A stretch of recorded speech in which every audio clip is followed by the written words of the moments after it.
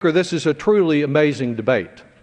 The motion is a narrow one, asking that the House simply join with Republicans and Democrats in the United States Senate to include within this transportation bill a provision that will yield about an additional $1 billion for the repair of bridges, for the construction of transportation systems across the country, and will do so not by raising taxes or the tax rate on anyone, not even by closing one of the many outrageous loopholes that exist in our tax law that allow some to gain advantage because of the power of their lobbyists and their lawyers and their accountants to write special provisions into the law and then to exploit those provisions. No, it doesn't do any of that.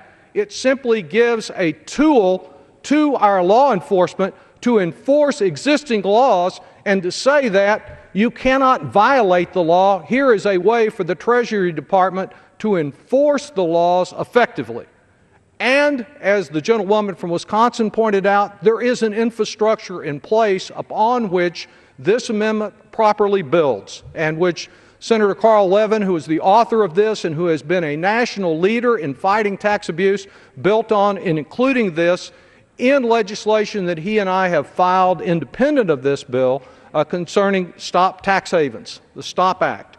Special provisions are granted by the Patriot Act with respect to money laundering concerns. If the Secretary of the Treasury finds that reasonable grounds exist for concluding that a foreign government or a financial institution is involved in money laundering, the Secretary may impose special measures. That's exactly what we're doing now for those that are involved in substantial tax abuse.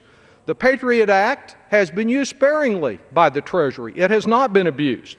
It was used, for example, against the country of Burma. It has been used to stop financial firms from laundering funds through the United States system. Other times, the Treasury has pinpointed its measures against a single problem financial institution to stop laundered funds from entering the United States.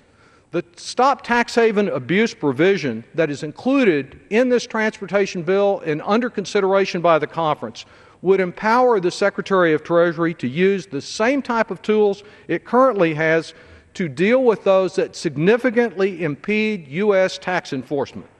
In addition to the existing measures available, it would also give the Treasury the authority to block U.S. banks from honoring credit or debit cards from foreign entities that are primary money laundering concerns or that significantly hamper U.S. tax enforcement.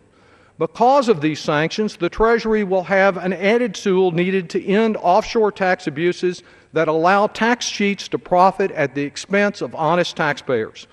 The amendment would confer discretionary authority upon the Treasury. The Treasury does not have to use this authority, but it is there as a tool when needed to address these abuses. These special measures offer the Treasury flexibility in dealing with tax dodgers.